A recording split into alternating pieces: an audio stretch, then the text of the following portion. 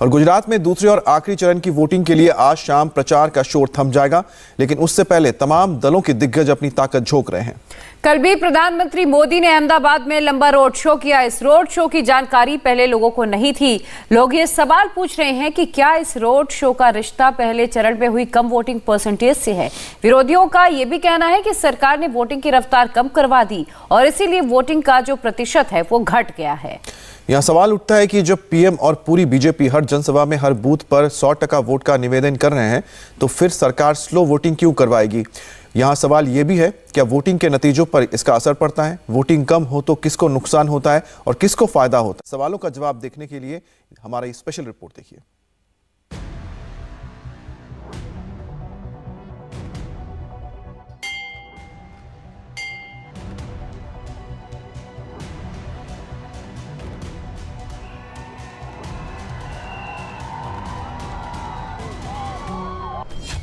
आपकी स्क्रीन पर गुजरात के दो नक्शे हैं। एक नक्शा गुजरात के उस हिस्से का है जिसकी 89 सीट पर मतदान हो चुका है और मतदान का प्रतिशत 62.8 है, जबकि 2017 में इन्हीं 89 सीट पर करीब 67.5% मतदान हुआ था।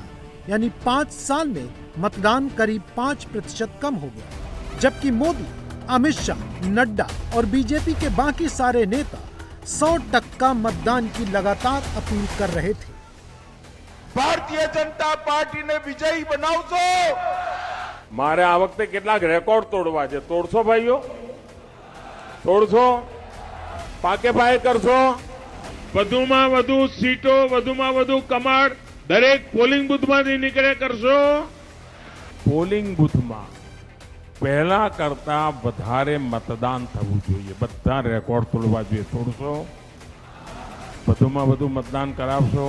પોલિંગ બૂથમાં બરાબર જામીન બેસી જશો। દરેક પોલિંગ બૂથમાંથી ભાજપને જીતાડશો। કમળ ખીલવશો। પાકે પાયે દરેક પોલિંગ બૂથમાં વધુમાં વધુ વોટ કરાવવા પડે। કરાવશો અને વધુમાં વધુ કમળ ખીલે એની ચિંતા કરશો। बे हाथ ऊपर करीन बोलो, फिर करशो। अब सबसे बड़ा सवाल यह है कि पन्ना प्रमुख, तेज प्रमुख और गुजरात बीजेपी अध्यक्ष CR पाटिल की 80 लाख एक्टिव कार्यकर्ताओं की सेना के बावजूद मतदान घटा क्यों। क्या लोग बीजेपी से संतुष्ट नहीं हैं? मतदाता को बीजेपी की जीत का विश्वास है तो मतदान के लिए नहीं निकला। स्लो वोटिंग की वजह से मतदान कम हुआ। वोटर मोदी के साथ लेकिन स्थानीय सरकार से नाखुश तो वोट देने नहीं निकला। विरोधी अपने वोटर को बूथ तक नहीं ले जा सके। कांग्रेस से मतदान पथे पहला चालू कर दी थी कि EVM EVM EVM EVM. Congress की विशेषता है कि चूंटणी चालती होय त्यारे मोदी ने गाळो बोलवानी અને ચૂંટણીનું મતદાન આવે ત્યારે ઈવીએમ ને ગાળો દેવાની। આ સીધે સીધો સબૂત છે કે આ ચૂંટણીમાં કોંગ્રેસે હાર સ્વીકારી લીધી છે। કોંગ્રેસ જ્યારે ઈવીએમ ને કોસવાનું ચાલુ કરે, એમ કે ઈવીએમ માં ગડબડ છે, ઈવીએમ ને રહી જાય તારે આમ કરજો, ईवीएम એટલે તમારે સમજી જવાનું કે કોંગ્રેસે ઉચાળા ભરી લીધા છે। यहाँ ये बात समझना जरूरी है कि मतदान के प्रतिशत और चुनाव के नतीजों का क्या रिश्ता है। हम आपको पिछले 15 साल के कुछ आंकड़े दिखाते हैं, क्योंकि कहा जा रहा है कि पिछले 15 साल में सबसे कम वोटिंग इस बार हुई है। 2007 विधानसभा चुनाव में 59% मतदान हुआ था। इसमें बीजेपी को 117 सीट मिली थी और उसे 49.12% मत मिले थे। कांग्रेस को 59 सीट मिली थी, 38% मत मिले थे।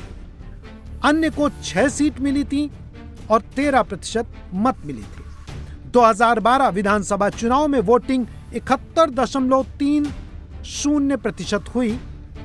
बीजेपी को 115 सीट मिली, वोट मिले 47.9।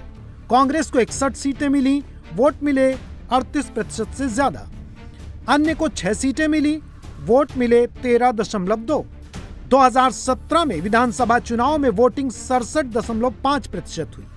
बीजेपी ने 99 सीटें जीती, वोट मिले 49.9%। कांग्रेस ने 77 सीटें जीती, वोट मिले 41.4%। अन्य को 6 सीटें मिली और उनका वोट प्रतिशत रहा 9.6। 2019 के लोकसभा चुनाव में 64% वोटिंग हुई थी।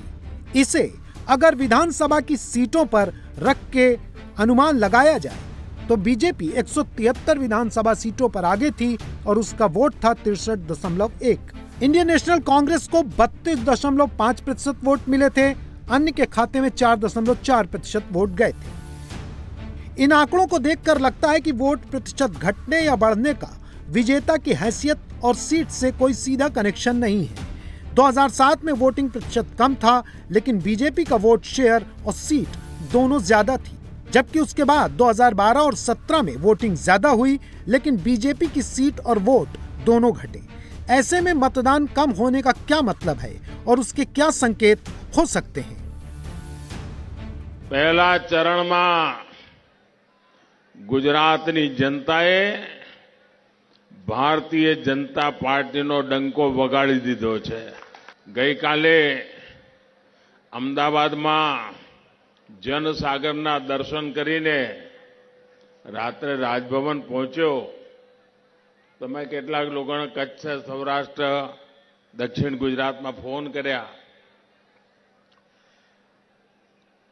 પહેલા ચરણમાં જ્યાં मतदान થયું છે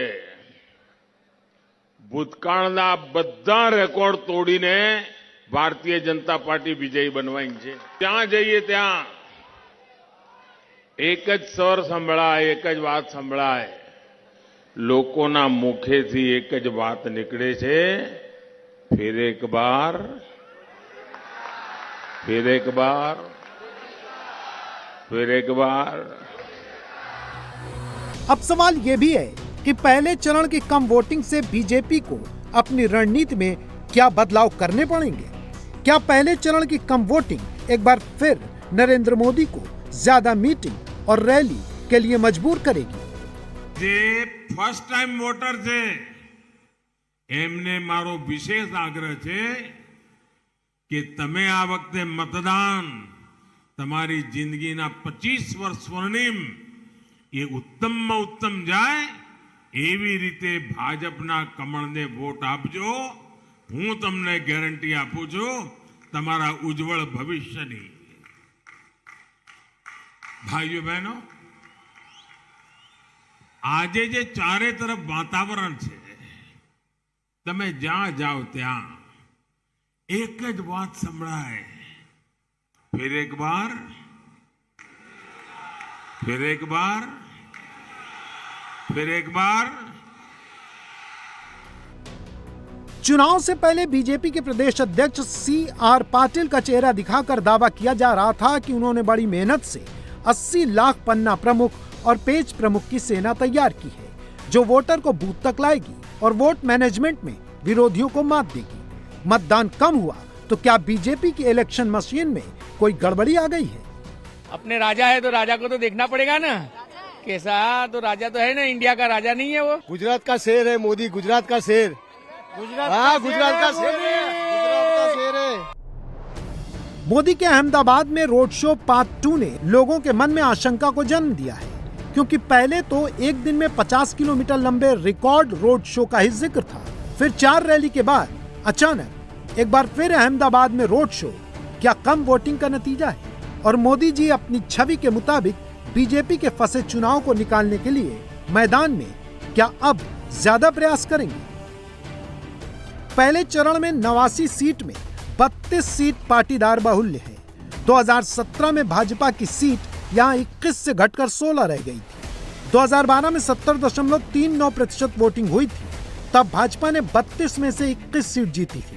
कांग्रेस को 9 सीट मिली थी। वहीं 2017 में 65.56% वोटिंग होने पर भाजपा कांग्रेस दोनों को 16-16 सीट मिली थी। इस बार इस क्षेत्र में 62.92% वोटिंग हुई है। पहले चरण की 89 सीट में 16 आदिवासी सीटें हैं, जिसमें 14 ST रिजर्व हैं।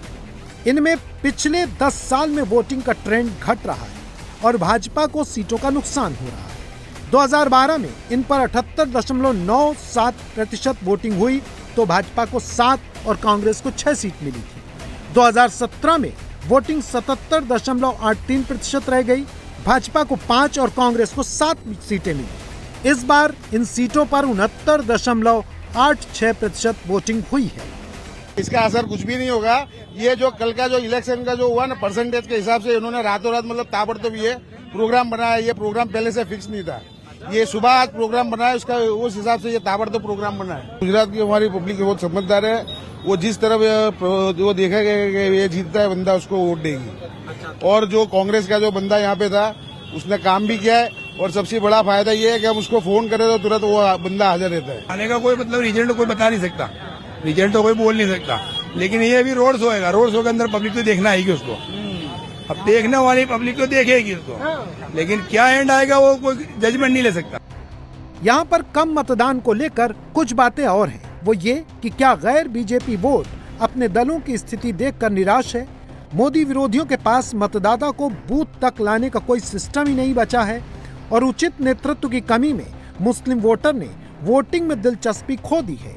हारने वालों के बीच वोट का बंटवारा करके बीजेपी को फायदा पहुंचाने से अच्छा उसने सोचा कि वो घर बैठे।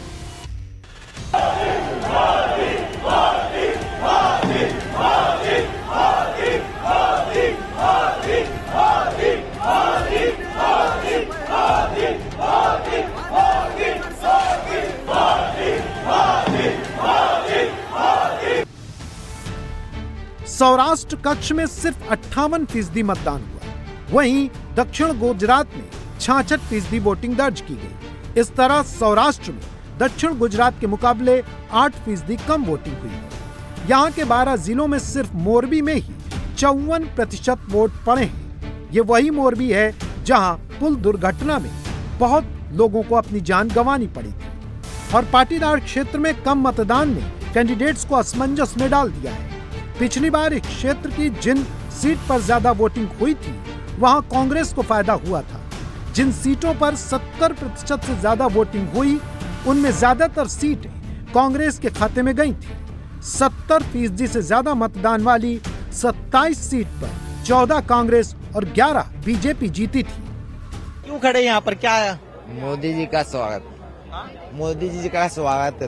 अच्छा, लेकिन यहाँ पर तो कांग्रेस के विधायक आते हैं, ओवैसी फैक्टर भी यहाँ पर है, इस बार उनके भी उम्मीदवार है, लेकिन फिर आपको लगता है क्या कि प्रधानमंत्री के आने से कुछ बदलेगा यहाँ पर?